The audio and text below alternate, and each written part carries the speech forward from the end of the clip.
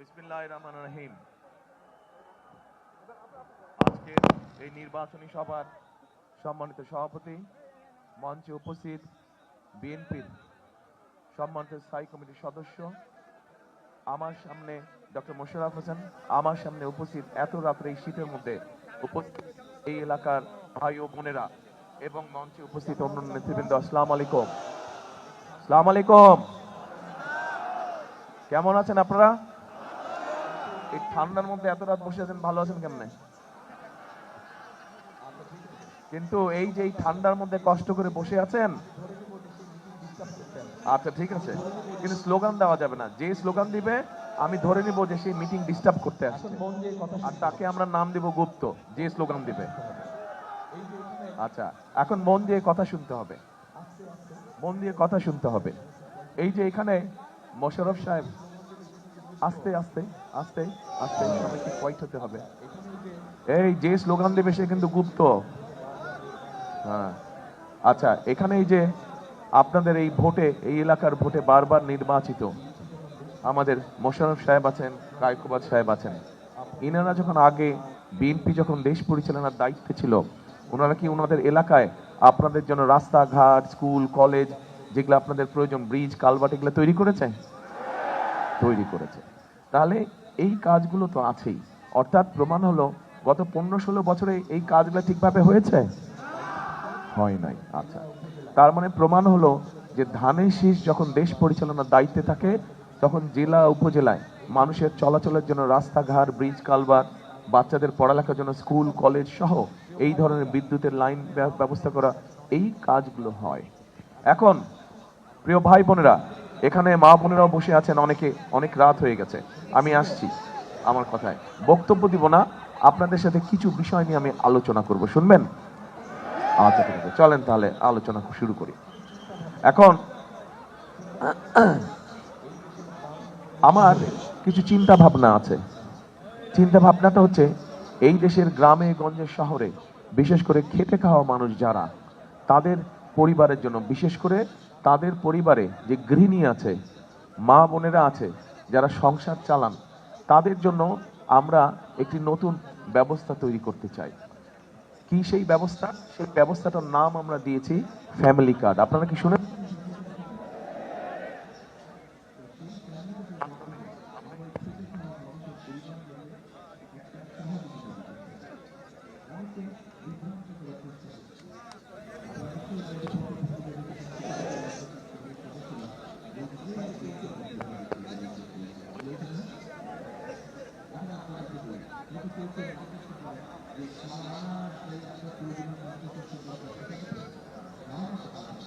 আপনাকে আপনাকে অন্তত মাসে যদি 4টা সপ্তাহ হয়, মাসে তো 4টা সপ্তাহ নাকি, এই 4টা সপ্তাহের মধ্যে 1 সপ্তাহ 5-7 দিনের জন্য আপনার প্রয়োজনীয় যে খাদ্যশস্য বা প্রয়োজনীয় যে অর্থ প্রয়োজন হয়, সেটি আমরা দিতে যাচ্ছি। এবং এই কার্ডটি আমরা দিব ভাইদেরকে না, এই কার্ডটি আমরা দিব মায়েদেরকে, এই কার্ডটি আমরা দিব গৃহিণীদেরকে, তাদের কাছে দিতে চাই। কারণ ঘরে সংসারটা চালায় কে?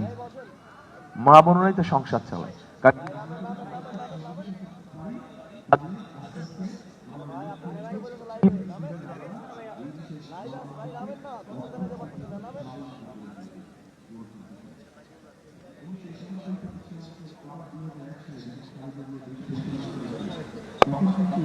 উনি মেয়েদের শিক্ষা ব্যবস্থা ফ্রি,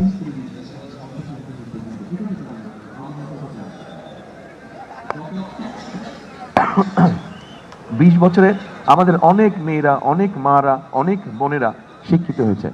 আমরা চাই এখন এই মা বোনদেরকে, এই মেয়েদেরকে আমরা চাই অর্থনৈতিকভাবে স্বাবলম্বী করে তুলতে। কারণ আপনি যে, যারা আপনারা সংসার করেন, যারা বিয়ে শাদী করেছেন, কারাগারে বিয়ে শাদী করেছেন, হাত তুলেন তো। আচ্ছা ঠিক আছে, ধন্যবাদ আপনার।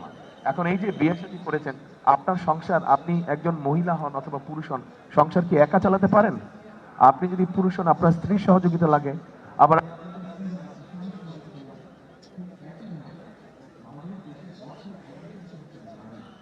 এই নারীদেরকে যদি আমরা সহযোগিতা না করি, তাদেরকে যদি আমরা স্বাবলম্বী না করি, আমরা যতই লেকচার মারি না কেন যে দেশের এই করে ফেলবো, ওই করে ফেলবো, এগুলো কিন্তু বোগাস কথা, এটা হবে না। সেই জন্যই আমরা চাই নারীদের পাশে দাঁড়াতে, মায়েদের পাশে দাঁড়াতে, তাদের ধীরে ধীরে আমরা অর্থনৈতিক সচ্ছলতা আনতে চাই। এটা হচ্ছে আমার পরিকল্পনা। খারাপ লাগলো? ভালো লাগলো? তো আপনারা ধানের শীষে ভোট দিয়ে ধানের শীষকে জয়যুক্ত করলে ইনশাল্লাহ 12 তারিখে ধানের শীষ ইনশাল্লাহ সরকার গঠন করলে এই পরিকল্পনা কি আমরা চান বাস্তবায়ন করব? ঠিক আছে, এখন আসেন আরেকটা পরিকল্পনার কথা বলি। আমি এর আগে যে মিটিংয়ে ছিলাম সেখানেও বলেছি, আমার হিসাব ভাই 2 2 4 মতন পরিষ্কার হিসাব।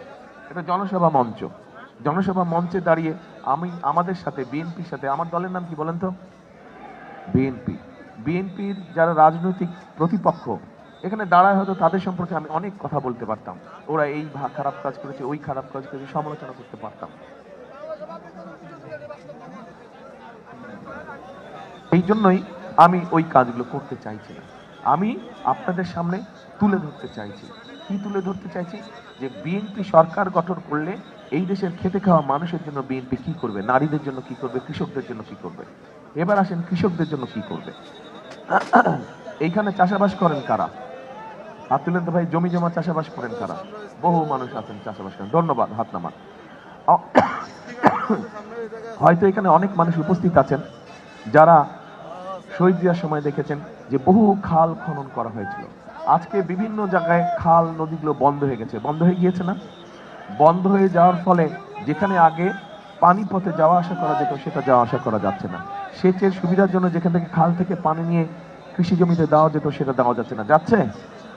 আমরা এই খাল খনন কর্মসূচি এই এই জায়গায়, এই উপজেলা সহ সারা বাংলাদেশে যত জরুরি খাল আছে, যত প্রয়োজনীয় খাল আছে, এই খালগুলো আমরা পুনর্খনন করতে চাই। এখন বলেন আমার এই পরিকল্পনা কেমন লেগেছে? খাল খনন করতে চান? আচ্ছা, নির্বাচনের পরে ইনশাল্লাহ আমরা সরকার গঠন করলে এই খাল উদ্বোধন করতে, খাল খনন উদ্বোধন করতে আমি আসবো। কে কে যাবেন আমার সাথে খাল কাটতে? খাল কাটতে কি মা বোনেরাও যাবেন? Very good, very good. আচ্ছা, ধন্যবাদ, হাত নামান। এই গেল খাল খননের কথা। এবার আসেন কৃষক, আপনারা যারা চাষাবাস করেন, চাষাবাস যারা করেন, কৃষিকাজ যারা করেন, এদের মধ্যে ক্ষুদ্র কৃষক আছে, মাঝারি কৃষক আছে, প্রান্তিক কৃষক আছে, আবার বড় কৃষকও আছে। কিন্তু সমস্যাটা প্রান্তিক, ক্ষুদ্র, ক্ষেত্র বিশেষে মাঝারি কৃষকদের হয়, খুব কষ্ট হয়। হঠাৎ করে আবহাওয়ার কারণে ফসল নষ্ট হয়ে গেলে বেচারারা বিপদে পড়ে যায়। হঠাৎ করে ফসলে পোকা ধরলে তারা বিপদে পড়ে যায়, হয় না এই কাজগুলা? এখন আমরা মা বোনদেরকে যেরকম ফ্যামিলি কার্ড দিব, ঠিক কৃষক ভাইদেরকেও আমরা একটা কৃষি কার্ড দিতে চাই। প্রথমে আমরা প্রান্তিক, ক্ষুদ্র এবং মাঝারি কৃষক দেবো, বড় কৃষক যারা তাদেরকে আমরা পরে দেবো, কিন্তু পরে দেবো আমরা। এখন এই কার্ডের মাধ্যমে কি সুবিধা হবে? এই কার্ডের মাধ্যমে প্রথমত আপনি যদি 2টা ফসল করেন বছরে, তাহলে অন্তত একটা ফসলের যে বীজ লাগে, কীটনাশক ওষুধ লাগে, সার লাগে, সে চেষ্টা করব কৃষি কার্ডের মাধ্যমে কৃষক ভাইদের কাছে পৌঁছে দেওয়ার জন্য।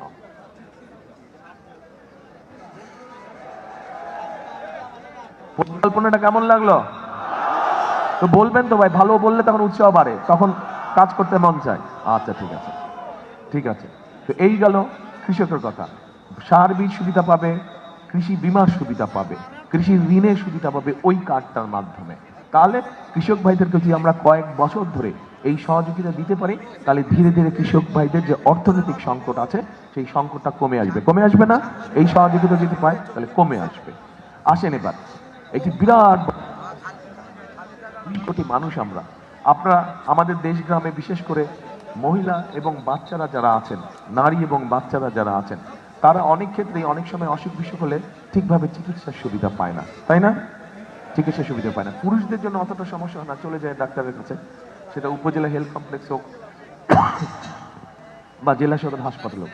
কিন্তু অনেক সময় স্বামী ব্যস্ত বা ছেলে ব্যস্ত বা ভাই ব্যস্ত, ফলে মহিলা সদস্য যে পরিবার তাকে নিয়ে যেতে পারছে না বা যাওয়া হচ্ছে না।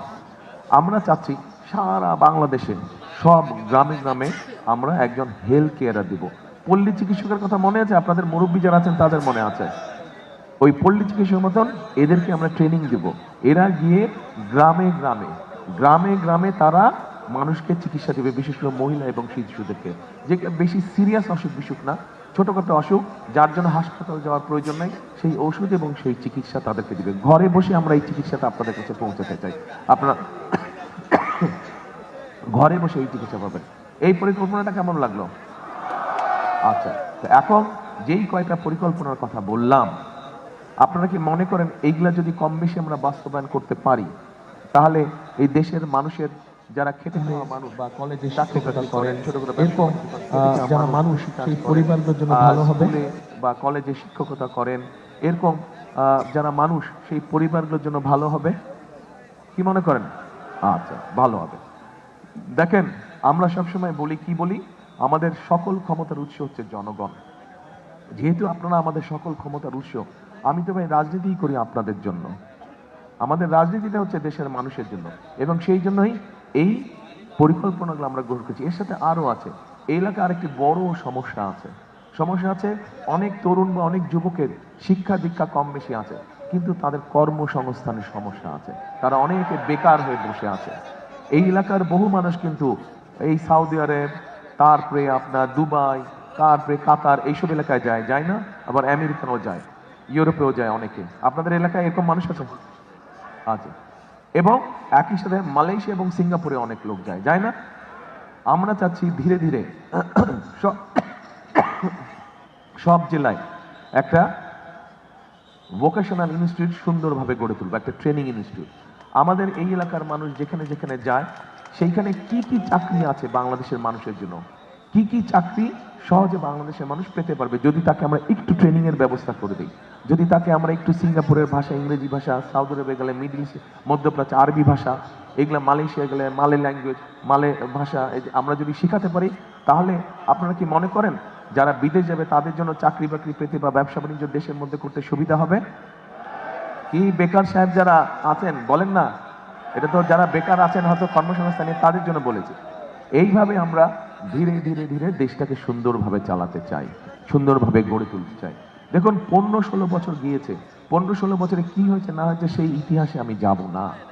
2024 সালের 5ই আগস্ট আপনারা দেখেছেন কি হয়েছে, দেশে একটা পরিবর্তন এসছে, এবং মানুষ চাই এই পরিবর্তনটাকে যাতে আমরা সঠিকভাবে ব্যবহার করতে পারি। যেইভাবে কাজ করলে এই দেশের মানুষের ভাগ্যের একটু হলো পরিবর্তন হবে, আমরা সেভাবে দেশটাকে গড়ে তুলতে চাই। এবং অতীত যদি দেখেন, যখনই বিএনপি সরকার দেশ পরিচালনা করেছে, এই ধরনের কাজগুলো করা হয়েছে। সেই জন্য আপনাদেরকে আমি একটি অনুরোধ করব যে আপনারা যদি সত্যিই মনে করেন যে আমার যেই পরিকল্পনার কথাগুলো আপনাদের সামনে তুলে ধরলাম, এই পরিকল্পনাগুলো বাস্তবায়ন করলে আপনারা উপকৃত হবেন, তাহলে আপনাদের পরিকল্পনাটা কি এবার? ইয়েস, সাবাস।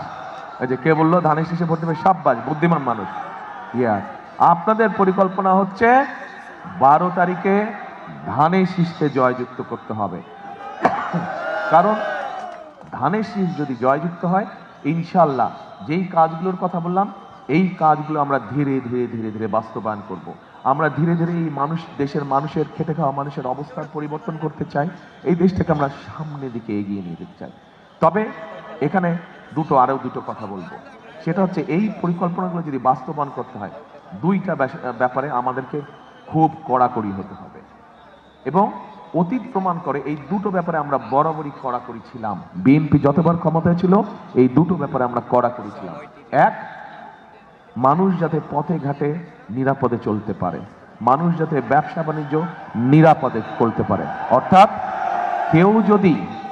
কেউ যদি এমন কোনো কাজ করে যেটা আইন বিরোধী, সে যেই দলেরই লোক হোক না কেন, আমরা তার বিরুদ্ধে আইনগত ব্যবস্থা নিব। এক, এটা অতীত আপনারা দেখেন, বিএনপি যখন ক্ষমতায় ছিল, এর আগে বিএনপির অনেক নেতাকর্মী অনৈতিক কাজ করেছিল, মানুষের কষ্ট হয় এরকম কাজ করেছিল, আমরা কিন্তু ধরে তাদেরকে আইনের হাতে তুলে দিয়েছি, তাদের বিরুদ্ধে। মনে আছে আপনাদের? আসেন, কাজেই এখানে বিএনপির নেতাকর্মী যারা আছেন, আপনাদেরকে কেয়ারফুল থাকতে হবে। এদিক ওদিক করেছেন আপনি ভাই আইনের হাতে পড়ে যাবেন, কিচ্ছু করার থাকবে না, আমার কিচ্ছু করার থাকবে না। আসেন, এরপরে আরেকটি বিষয়, গত 15-16 বছর আমরা দেখেছি মেগা প্রজেক্ট হয়েছে বাংলাদেশে, কিন্তু গ্রামের স্কুলটা সংস্কার, উপজেলা বা গ্রামের রাস্তাঘাট, ব্রিজ কালভার্ট ভেঙে গেছে, নষ্ট হয়ে গেছে, সেগুলাকে সঠিকভাবে রিপেয়ার করা হয় নাই। উপজেলা হেলথ কমপ্লেক্সে ঠিকভাবে ডাক্তার নাই, কলেজ স্কুলগুলোতে ঠিকভাবে শিক্ষক নাই। এগুলা হয়েছে না? এই জিনিসগুলা, এগুলা সব হচ্ছে এক ধরনের দুর্নীতি। আমরা যে কোনো ভাবে অতীত প্রমাণ করে অতীত প্রমাণ করে যে এই দেশের দুর্নীতি যদি কেউ লাগাম টেনে ধরতে পারে, সেটা একমাত্র খালেদা জিয়া সরকার পেরেছিল, বিএনপি সরকার পেরেছিল, শহীদ জিয়া সরকার পেরেছিল। কাজেই আমাদের আরেকটি লক্ষ্য থাকবে, যে কোনো মূল্যে দুর্নীতির লাগাম টেনে ধরতে হবে। আমরা যদি আইন শৃঙ্খলা ঠিক না রাখি, আমরা যদি দুর্নীতিকে লাগাম চেপে না ধরি, তাহলে যতই আমরা পরিকল্পনা করি সেগুলা মানুষের কাজে লাগবে না। যদি মানুষকে উপকৃত করতে হয়, মানুষের কাজে এই পরিকল্পনাগুলো বাস্তবায়ন করতে হয়, আইন শৃঙ্খলা এবং দুর্নীতি, এটাতে আমরা কোনো ছাড় দিব না। আপনাদের সমর্থন আছে তো? ঠিক আছে, এখন আমার পরিকল্পনার কথা শেষ। আপনাদেরকে আবার আমি জিজ্ঞেস করতে চাই, আপনাদের পরিকল্পনা কি? ধানের শীষ। এই যে আপনার 12 তারিখে ধানের শীষকে নির্বাচিত করবেন ইনশাআল্লাহ, কিন্তু